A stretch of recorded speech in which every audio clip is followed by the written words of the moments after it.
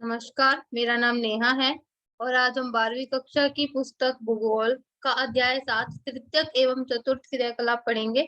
इससे पहले आपने प्राथमिक क्रियाओं और द्वितीयक क्रियाओं के बारे में जाना, तो अब देखते हैं आगे।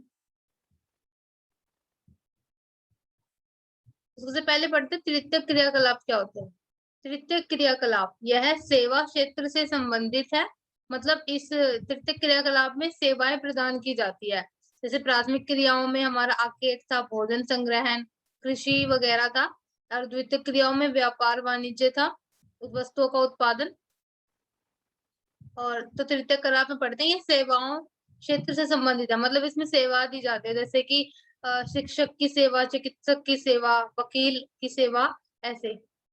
जनशक्ति सेवा क्षेत्र का एक महत्वपूर्ण कारक है। जनशक्ति मतलब जितनी ज्यादा जनसंख्या है उतनी ज्यादा सेवा सेवा जो क्षेत्र है हमारा वो ज्यादा बढ़ जाता है, तृतीयक क्रियाकलाप ज्यादा स्तर पर होता है। क्योंकि ज्यादातर तृतीयक क्रिया का पालन कुशल श्रमिक और डॉक्टर आदि द्वारा ही किया जाता है, तो इसलिए जितनी ज्यादा जनशक्ति होंगी उतनी ही ज्यादा कुशल श्रमिक मिलेंगे, हमें रोजगार ज्यादा मिलता है लोगों को, और डॉक्टरों की भी जो सेवा है वो ज्यादा होती है। उदाहरण नलसाज, मिस्त्री, धोबी, डॉक्टर, अध्यापक, वकील और दुकानदार जैसी जो सेवाएं हमें प्राप्त होती है वे तृतीयक क्रियाकलाप से संबंधित होती है। इसमें जो नलसाज है वह वो सेवा है जो जैसे आपके घर में नल खराब हो जाते हैं तो उसे तो ठीक करने मिस्त्री मजदूर आता है, उसे नलसाज कहते हैं। ठीक है, अब है तृतीयक क्रियाकलापों के प्रकार। ये चार प्रकार का होता है: व्यापार, संचार, परिवहन और सेवाएं। ठीक है, अब एक एक करके इनके बारे में जानते हैं।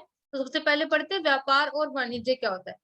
व्यापार का अर्थ है वस्तुओं का क्रय और विक्रय। क्रय मतलब खरीदना, विक्रय मतलब बेचना। तो मतलब जब हम वस्तुओं को खरीदते या बेचते हैं उसे व्यापार कहा जाता है। ठीक है, यह सारा कार्य कस्बों और नगरों में किया जाता है।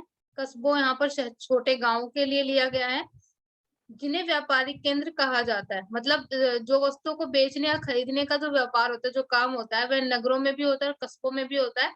तो जो नगर और कस्बे हैं जहां पर यह व्यापार का काम होता है उन्हें व्यापारिक केंद्र कहा जाता है। ठीक है, यहाँ से एक प्रश्न अब बनता है, आपके पेपर में पूछा जाता है कि व्यापारिक केंद्र से आप क्या समझते हैं या फिर इसका क्या अर्थ है। ठीक है, तो आपको ये याद रखना है।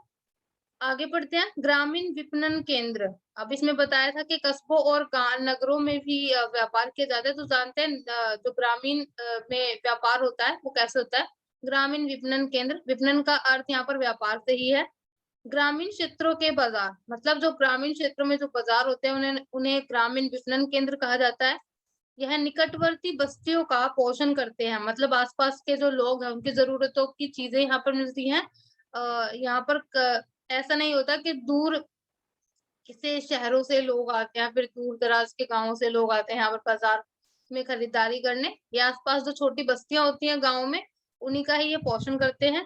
इन केंद्रों पर व्यावसायिक सेवाएं विकसित नहीं होती, मतलब यहाँ पर सिर्फ वस्तुओं का लेन देन होता है, वस्तुओं की खरीदारी होती है या बिक्री होती है। यहाँ पर ऐसे सेवाएं नहीं दी जाती जैसे कि शिक्षक की सेवा, जैसे कि थोड़े छोटे ये ट्यूशन सेंटर्स होते हैं, शैक्षणिक संस्थान, ऐसे नहीं होते यहाँ पर गाँव में। ठीक है, यह केंद्र केवल स्थानीय ग्रामीण आवश्यकता पूरी करते हैं, मतलब जो जिस गाँव में, जिस ग्रामीण क्षेत्र में वो बाजार लगा हुआ है, बस उसी क्षेत्र की, उसी गाँव की वो आवश्यकताओं को पूरी करते हैं। ठीक है, आगे बढ़ते हैं। अब है ग्रामीण आवधिक बाजार। अब देखिए, आवधिक मतलब होता है अवधि के अनुसार। ठीक है, तो ग्रामीण मतलब गाँव में, आवधिक मतलब अवधि के अनुसार बाजार। इस बारे में पढ़ते हैं। यह बाजार नियमित नहीं लगते, यह साप्ताहिक बाजार होते हैं, मतलब जैसे बाजार होते हैं जो रोज लगते हैं, जैसे मंडियां होती हैं, ये बाजार ऐसे नहीं होते, ये सप्ताह में एक या दो निश्चित दिनों को ही लगते हैं।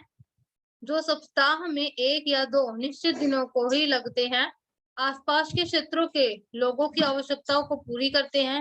मतलब जो आसपास के गांव के लोग हैं वह इन साप्ताहिक बाजारों से वस्तुओं को लेने के लिए, खरीदारी या बिक्री करने के लिए आते हैं। उदाहरण है जैसे इसका रविवार बाजार, मंगलवार बाजार। ठीक है, अब इस ये जो है ग्रामीण आवधिक बाजार, यहाँ से भी आपके प्रश्न आते हैं आपके पेपर में। ठीक है, अब है, हमने ग्रामीण ये पढ़ा था हमने ग्रामीण विपणन केंद्र, ऐसे ही अब हम पढ़ेंगे नगरीय विपणन केंद्र क्या होता है।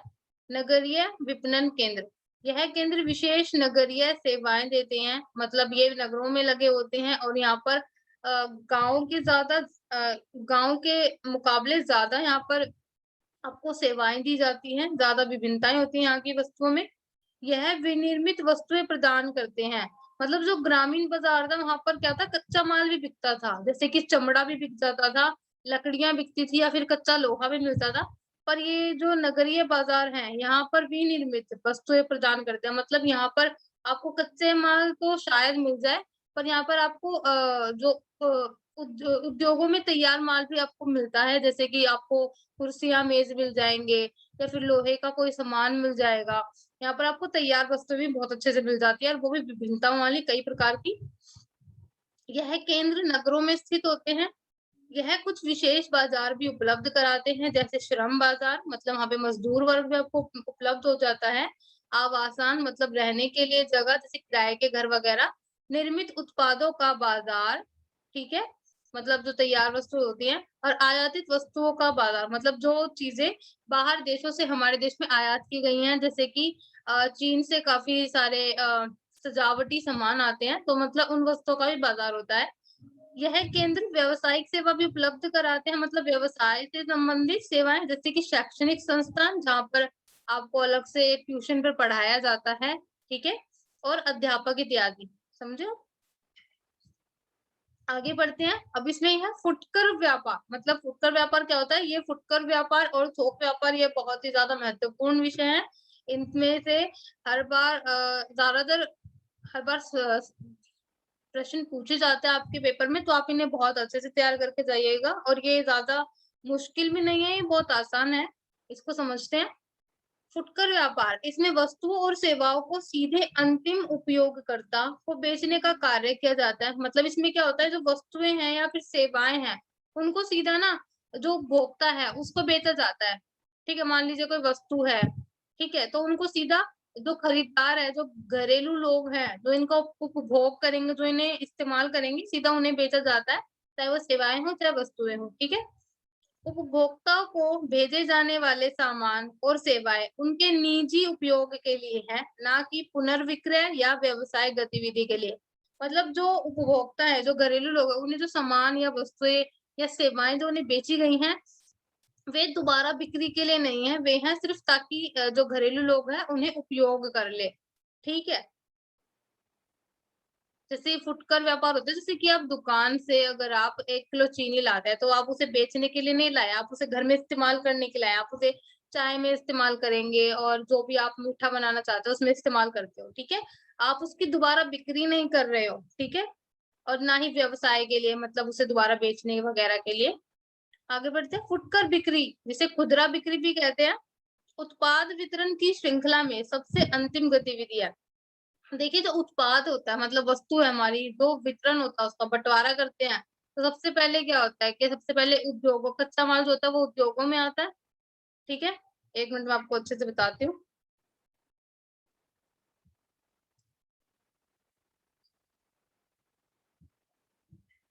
मान लीजिए ये आपका एक उत्पाद है, ठीक है, ये आपने यहाँ से कच्चे माल से आप इस उत्पाद को लेके आए, फिर आपने क्या किया, फिर आपने इसे उद्योगों में दे दिया। उद्योगों में देने के बाद उद्योगों वालों ने इन्हें बिचौलियों को दिया, ठीक है, जो छोटे दुकानदारों को इस वस्तु को बांटेंगे। ठीक है, और फिर छोटे दुकानदारों ने उन्हें खरीदा और फिर छोटे दुकानदारों ने उन्हें क्या किया, उपभोक्ताओं को बांट दिया। ठीक है, यहाँ पर ये आपको उपभोक्ता है, आपने इस उपभोक्ता को सामान बेच दिया। तो ये जो है आपकी एक तरह से उत्पाद उत्पाद वितरण की, ये रहा उत्पाद वितरण की श्रृंखला होती है कि सबसे पहले कच्चा माल जो है वो उद्योगों में आता है, फिर उद्योगों से वो बिचौलियों को भेजा जाता है जो उनको बेचते हैं छोटे दुकानदारों को, फिर छोटे दुकानदार उनको खरीदने के बाद उन्हें उपभोक्ताओं को बेच देते हैं। तो क्या होता है, ये जो फुटकर बिक्री है, ये जो खुदरा बिक्री है, यह उत्पाद श्रृंखला में, उत्पाद वितरण की श्रृंखला में सबसे अंतिम गतिविधि होती है, मतलब सबसे आखिरी, इसके बाद और बेचा नहीं जाता है, बस वह है वस्तु या वो जो सेवा है वो सिर्फ उपयोग की जाती है। ठीक है, इसमें उत्पाद कम मात्रा में विक्रय होता है, भंडार नहीं विक्रय होता। मतलब इसमें जो मात्रा है, उत्पाद है, वह बहुत कम मात्रा में बेचा जाता है, भंडार के रूप में नहीं बेचा जाता। मतलब अगर आप दुकानदार से सामान लेने जाते हो, ठीक है, अगर आपको चीनी लेनी है तो आप 1 किलो, 2 किलो, 3 किलो, 5 किलो, चाहे 10 किलो आप ले ले, पर आपको वो पूरा कट्टा या फिर बोरी नहीं देते हैं भरकर। आपको भंडार के रूप में वे जो है वस्तु उपलब्ध नहीं करा सकते, ठीक है। तो आप वहां से कम मात्रा में ही सामान खरीद सकते हैं, वे कम मात्रा में ही सामान बेचते हैं। इसमें उपभोक्ता प्रत्यक्ष रूप से दैनिक सामान खरीदते हैं, ठीक है, जो उनकी दैनिक जरूरतों से संबंधित होता है। उदाहरण है ऐसे फुटकर व्यापार के, जैसे कि रेडी वाले, फेरी वाले या फिर दुकानदार वगैरह। फुटकर व्यापार करने वाले अपना माल थोक व्यापारियों से खरीदते हैं। अब थोक व्यापारियों के बारे में जानते हैं क्या होता है। तो थोक व्यापार, इस व्यापार का गठन बिचौलियों और सौदागरों द्वारा किया जाता है। मतलब जो बिचौलिए होते हैं और सौदागर होते हैं, वह उद्योगों से सामान उठाते हैं और फिर उन्हें छोटे दुकानदारों को बेचते हैं, ठीक है। यह लोग सीधा उत्पादकों से बड़े पैमाने पर माल खरीदते हैं और फुटकर व्यापारियों को बेचते हैं।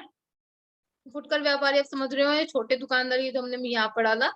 यह फुटकर व्यापारी, यह फुटकर व्यापारियों को उधार भी देते हैं। मतलब ये उधार पर भी उन्हें सामान दे देते हैं। इस व्यापार में सामान हमेशा बहुत ज्यादा मात्रा में बेचा जाता है, मतलब भंडार के रूप में। अब इसमें लिखा है ना कि बड़े पैमाने पर पहले तो ये खरीद लेते हैं, फिर दुकानदार जो होते हैं वे क्या करते हैं, दुकानदारों के पास तो पूरा अपना एक स्टॉक होता है, पूरा भंडार होता है ना, क्योंकि उन्हें लगभग 1 महीने तक या फिर सप्ताह के अनुसार उन्हें बिक्री करनी होती है, तो वे उतना ही भंडार के रूप में सामान मंगा लेते हैं, ठीक है। तो इस व्यापार में सामान हमेशा बहुत ज्यादा मात्रा में बेचा जाता है एक भंडार के रूप में, क्योंकि दुकानदारों को बेचा जाता है। यह जो थोक व्यापारी है कभी भी सीधा या फिर प्रत्यक्ष रूप से उपभोक्ताओं को सामान नहीं बेचते हैं, ये याद रखना है आपको। इसमें सामान को पुनः विक्रय के मकसद से बेचा जाता है। मतलब सामान को बेचा जाता है कि इसकी दोबारा बिक्री होगी इस मकसद से, ठीक है। आगे पढ़ते हैं। अब है परिवहन, ठीक है। तृतीय जो हमारी क्रिया है, उसमें दूसरी चीज थी परिवहन। एक ऐसी सेवा या सुविधा जिससे व्यक्तियों, विनिर्मित माल तथा संपत्ति को एक जगह से दूसरी जगह ले जाया जाता है। मतलब एक ऐसी सेवा जिसमें जो है वे लोग या फिर बना हुआ तैयार माल या फिर संपत्ति को एक जगह से दूसरी जगह ले जाया जाता है, ठीक है। 2 या अधिक मार्गों का शुरुआती बिंदु, गंतव्य बिंदु, मार्ग के सहारे कोई कस्बा नोड कहलाता है। मतलब मैं आपको समझाती हूँ इसका मतलब क्या है।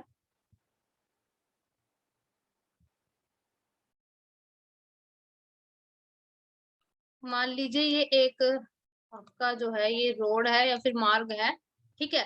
अब इसका शुरुआती बिंदु मतलब यहाँ पर, यहाँ जहाँ से ये रोड शुरू हुई है वहां पर जो गांव है वह, और गंतव्य बिंदु मतलब आखिरी बिंदु, मतलब जहां पर ये रोड खत्म होती है, ये आखिरी गांव।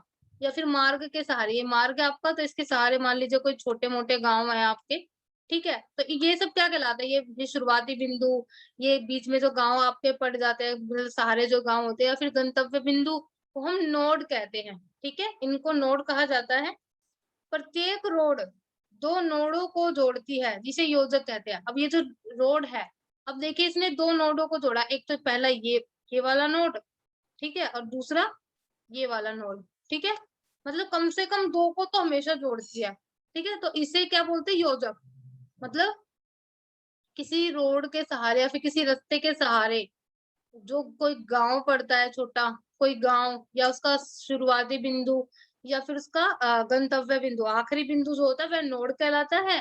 और जब जो होती है हर सड़क या फिर हर जो रोड है, हर मार्ग है, वह 2 नोडों को एक साथ जोड़ता है जिसे योजक कहा जाता है, ठीक है। आपको ये याद रखना है, ये इससे भी बहुत ज्यादा प्रश्न पूछे जाते हैं आपके पेपर में। आगे बढ़ते हैं। परिवहन सेवाओं को प्रभावित करने वाले कारक, मतलब ऐसे कौन से कारक है जिससे परिवहन की जो सेवाएं हैं वो प्रभावित होती। तो एक ऐसे मांग, मांग जनसंख्या के आकार से प्रभावित होती है। जितनी ज्यादा जनसंख्या होगी उतनी ज्यादा मांग, उतनी ज्यादा परिवहन की मांग होगी। मतलब क्या है कि जितने लोगों की मांग है, मतलब अगर लोग परिवहन की ज्यादा मांग करते हैं, ठीक है, तो परिवहन सेवाएं ज्यादा उपलब्ध कराई जाएंगी। और अगर लोग कम से परिवहन की मांग करते हैं, वे पैदल जाना ज्यादा पसंद करते हैं, ठीक है, तो परिवहन सेवाओं की मांगे जो है वो कम हो जाएगी। अब क्या लिखा है, जितनी ज्यादा जनसंख्या होती है उतनी ज्यादा परिवहन की मांग होती है, और जितनी कम जनसंख्या होती है, ठीक है, क्योंकि जब कम जनसंख्या होगी तो लोग कम होंगे, और जब लोग कम होंगे तो परिवहन की मांगे भी कम होंगी, ठीक है। इसलिए कहा गया है कि मांग जनसंख्या के आकार से प्रभावित होती है। अब क्या बताया, शहरों में परिवहन की मांग गांव से ज्यादा होती है। हाँ, क्योंकि शहरों में क्या है, जनसंख्या ज्यादा होती है गांव के मुकाबले, और जो शहर होते हैं वो गांव के मुकाबले ज्यादा विकसित भी होते हैं, तो वहां पर परिवहन सेवा ज्यादा अच्छे से उपलब्ध होती है, और वहां पर मांग भी ज्यादा होती है, ठीक है। और दूसरा है संचार सेवाएं। संचार सेवाएं, संचार सेवाओं में शब्दों, तथ्यों, विचारों, संदेशों का आदान प्रदान किया जाता है। मतलब संदेश सेवाएं क्या होता है, जिसमें हम अपने शब्दों का या अपने विचारों का या संदेशों का लेन देन करते हैं। अगर जैसे मैं आपसे बात कर रही हूँ तो यह संचार ही है, क्योंकि मैं अपनी बातों को, अपने विचारों को, अपने शब्दों को आप तक पहुंचा रही हूँ, ठीक है। तो इसे भी संचार कहते हैं। संचार परिवहन के साधनों पर भी निर्भर होते हैं। अब संचार कैसे परिवहन के साधनों पर निर्भर होते हैं, जैसे कि चिट्ठी द्वारा, डाक द्वारा, या फिर जो डाकघर होते हैं वह अपने ट्रक द्वारा पूरा चिट्ठियों का जो पूरा भंडार होता है उसको भेजते हैं एक जगह दूसरी जगह पर। तो जो जिन साधनों, परिवहन साधनों के द्वारा उन्हें भेजा जाता है एक स्थान से दूसरे स्थान पर, हम्म, तो यह परिवहन जो है संचारों को के आदान प्रदान में जो है सहायता करते हैं, इसलिए संचार परिवहन के साधनों पर निर्भर होते हैं, ठीक है। अब परिवहन के अलावा देखो, संचार को हाथों से मतलब एक डाकिये द्वारा, ठीक है, पशु, नाव, सड़क, रोड, वायु द्वारा प्रवाहित किया जाता है। मतलब ये तरीके हैं जिन जिन चीजों से हम संचार का आदान प्रदान करते हैं, ठीक है। इसलिए परिवहन के सभी रूपों को संचार पथ कहते हैं। अब ये जो संचार पथ वाला लाइन है ये आपके पेपर में आपसे पूछी जा सकती है कि संचार पथ से आप क्या समझते हैं। तो क्या आता है कि संचार को हाथों द्वारा, मतलब डाकी द्वारा, पशु द्वारा, नाव, सड़क, रोड, वायु द्वारा प्रवाहित किया जाता है। इसलिए परिवहन के सभी रूपों को संचार पथ कहते हैं। संचार पथ मतलब संचार को भेजने के जो रास्ते हैं, जो मार्ग है, ठीक है। मोबाइल दूरभाष, उपग्रह मतलब जो धरती के ऊपर जो सैटेलाइट होते हैं, जो उपग्रह होते हैं जिनसे हमें मौसम के बारे में पता चलता है। जैसे विकास ने संचार को अब परिवहन निर्भरता से मुक्त कर दिया। मतलब जब से ये मोबाइल दूरभाष बने हैं, उपग्रह बने हैं, ये जो विकास हुआ है संचार में, उन्होंने संचार को परिवहन पर निर्भर रहने से मुक्त कर दिया है। क्यों? क्योंकि जैसे अब मोबाइल है तो हम अब क्या करते हैं, हम सीधा मोबाइल से ही किसी को फोन मिला लेते हैं जिससे हमें बात करनी होती है। तो हमें कोई चिट्ठी भेजने के लिए किसी भी गाड़ी पर या फिर किसी भी परिवहन पर निर्भर नहीं रहना पड़ता, ठीक है। आगे बढ़ते हैं। अब है दूर संचार क्या होता है, ये संचार के अंदर का ही एक पॉइंट है। इसका प्रयोग विद्युत प्रौद्योगिकी के विकास से जुड़ा है। मतलब दूर संचार क्या होता है, टेलीफोन। टेलीफोन आपने देखा होगा, जिसमें एक रिसीवर होता है, ठीक है। अरे आप उस पे नंबर डायल करते हो, आप उसमें नंबर लगाते हो और ऐसे रिसीवर को कान पे लगाते हो, जो तार के सहारे जुड़ा होता है, ठीक है। तो दूरसंचार जो है उसका प्रयोग विद्युत प्रौद्योगिकी के विकास से जुड़ा है, मतलब तारों की जो तकनीक है उसके विकास से, ठीक है। इसने संचार में क्रांति ला दी है। मतलब जब से दूर संचार का प्रयोग होना शुरू हुआ है तब से ही संचार जो है वो परिवहन निर्भरता से मुक्त हुआ है। अब संदेशों को भेजने में सप्ताहों का नहीं मिनटों का समय लगता है, क्योंकि देखो जो पहले आप चिट्ठियां भेजते थे उसके लिए आपको हफ्ते हफ्ते इंतजार करना पड़ता था। पर जब से दूर संचार यानी कि टेलीफोन या मोबाइल वगैरह बने हैं, तब से आपको सिर्फ मिनटों लगते हैं। आप किसी को मैसेज भेज सकते हो या फिर किसी को फोन कर सकते हो, जिसमें सिर्फ मिनटों का या सेकंडों का टाइम लगता है, ठीक है। रेडियो, दूरदर्शन भी, मतलब रेडियो और जो दूरदर्शन और टीवी है, ये भी समाचारों को विश्व के विभिन्न क्षेत्रों में प्रसारित करते हैं, जिसमें आप सुन भी सकते हैं उन्हें और देख भी सकते हैं, है ना। इन्हें जनसंचार के माध्यम कहा जाता है, ठीक है। उदाहरण टीवी, रेडियो, मोबाइल फोन, समाचार पत्र, इंटरनेट आदि, ठीक है। ये सब जो है हमारे जनसंचार के जो माध्यम है उसके उदाहरण है। और इंटरनेट ने विश्व संचार में क्रांति ला दी, क्योंकि देखिए इंटरनेट जो है ना वो संचार का सबसे ज्यादा विकसित तरीका है आज के वक्त में। क्यों? क्योंकि इंटरनेट जो है आपको, जैसे जो गूगल है आपका, आपको कुछ ही सेकंडों में आपको जो भी जानकारी प्राप्त करनी होती है, जिस भी बारे में आपको जानना होता है, वो आपको निकाल कर दे देता है, ठीक है। इसलिए कहा गया है कि इंटरनेट ने विश्व संचार में क्रांति ला दी है। आशा है आपको सब कुछ समझ में आया होगा और जो मैंने आपको ज़रूरी-ज़रूरी बताए हैं कि जहाँ से आप के पेपर में प्रश्न उठाए जाते हैं, आप उसको बहुत अच्छे से पढ़िएगा, ठीक है? तो आज का वीडियो बस यहीं पर समाप्त होता है और शुक्रिया।